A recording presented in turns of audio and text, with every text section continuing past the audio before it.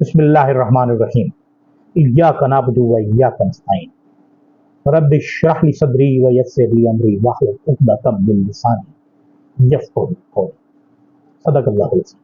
अस्सलाम वालेकुम। MTL TV के साथ मैं हूं एमटीएल।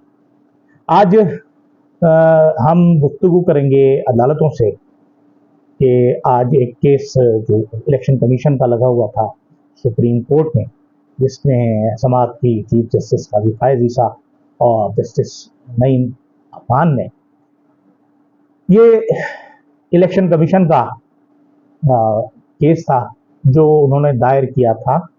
उस फैसले को, लाहौर हाई कोर्ट के उस फैसले को मुअत्तल करने के लिए, स्टे ऑर्डर लेने के लिए, कि जिसमें उन्होंने इलेक्शन ट्रिब्यूनल्स के लिए इलेक्शन कमीशन को हुक्म दिया है। बहरहाल उसमें बात हुई समाअत में कि ये सदारती ऑर्डिनेंस की क्या ज़रूरत है और क्यों बहुत ज़रूरी था, वजूहात क्यों नहीं बताई गई ऑर्डिनेंस इशू करने की। और आखिर में ये केस लार्जर बेंच को भेज दिया गया। इलेक्शन कमीशन का जो वकील थे उन्होंने बहुत कोशिश की कि स्टे ऑर्डर मिल जाए, उन्हें स्टे ऑर्डर भी नहीं मिला। उन्होंने बहुत कोशिश की कि फिल वक्त उस पर अमल दरामद भी रोक दिया जाए जब तक सुप्रीम कोर्ट का लार्जर बेंच इसका फैसला नहीं कर देता। उनकी ये इस्तदाद भी मुस्तरद हुई। इस तरह ये केस, जिसे बज़ाहिर हम समझ रहे थे कि एक मुश्किल केस होगा और लंबा चलेगा और उस पर कोई फौरी रिलीफ मिलेगा इलेक्शन कमीशन को, वो इलेक्शन कमीशन को फौरी रिलीफ नहीं मिला और अब उस कमेटी के पास चला गया है जो उससे भेजेगी लार्जर बेंच में। इसी तरह लाहौर हाई कोर्ट में भी एक केस था चीफ जस्टिस मलिक शहजाद के पास, जो जज को हिरासा करने का केस था। जैसा कि हम सब जानते हैं कि जी सरगोदा की इंसदादी दहशतगर्दी अदालत में जो हुआ और जिस तरह उसे यरगमाल बनाया गया और जज को जिस तरह मजबूर करने की कोशिश की गई कि वो उन चंद मखसूस लोगों की तरफ से दिए गए फैसलों के मुताबिक फैसले का ऐलान करें, उन्होंने ये मानने से इनकार किया। उस पर फायरिंग भी हुई, बाहर फायरिंग की गई, जज साहब को धमकाने की कोशिश की गई। कुछ इंटेलिजेंस इदारों के अफसरान ने उनसे मिलने की भी कोशिश की, उन्होंने मना कर दिया। उनके घर का बिजली का मीटर तोड़ा गया, उनका बिजली का बिल बहुत ज़्यादा बढ़ाया गया, गैस मीटर तोड़ा गया, यानी उनको हरासा करने की पूरी कोशिश की गई। लेकिन वो अपनी जगह पर अटल रहे और एक इस्तिआरा, जो एक मुज़ाहमत का इस्तिआरा इमरान खान लेकर आए हैं इस्टेब्लिशमेंट के सामने, अब वो इस्तिआरा बहुत नीचे तक आ गया है। इस्लामाबाद हाई कोर्ट के 6 जजेस ने फैसला किया, खत लिखा अपने चीफ जस्टिस को और उस पर कार्रवाई हो रही है।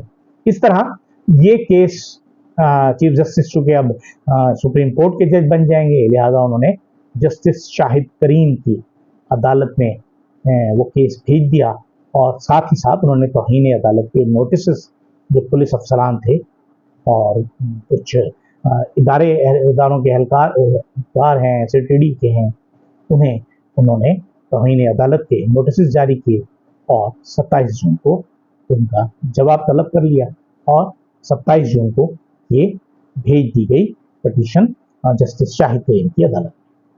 ईद गुजरी, ईद के 3 दिन गुजरे, ईद के 3 दिनों में जो कुछ हुआ हमने देखा, लेकिन इस दफ़ा एक ऐसी बात हुई जो हमने कभी नहीं देखी। मैंने अपनी जो मेरी 60 साल की ज़िंदगी है उसमें कभी नहीं देखा कि लाहौर की सड़कें आलाइशें उठाने के बाद अर्के गुलाब से धोई गई।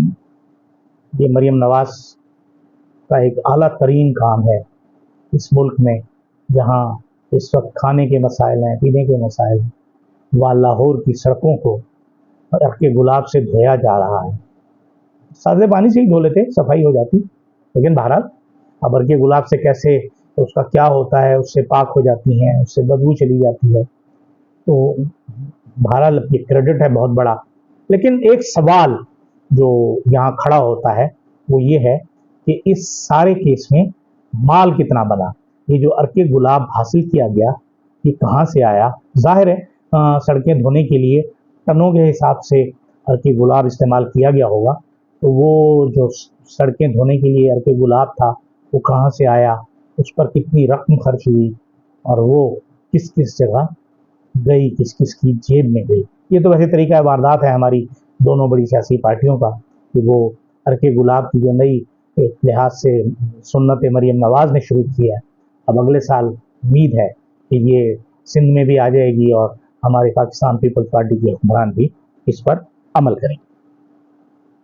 दूसरी तरफ आज बजट के हवाले से गुफ्तगू हो रही है, हद तक इज्जत का कानून है।